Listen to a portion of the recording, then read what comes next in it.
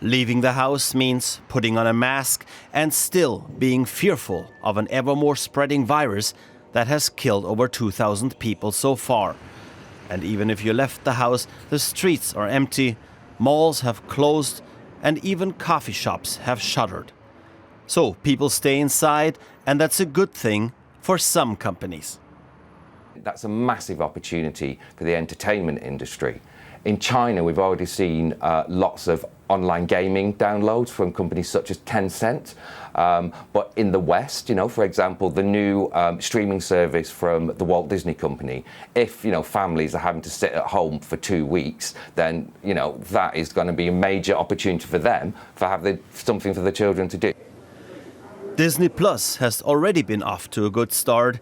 Now some extra growth might be in the cards. Amazon and other web-based services are also hoping for a positive effect of coronavirus. However, as the epidemic grows, so do losses for the broader economy. Gains in one sector won't make up for those.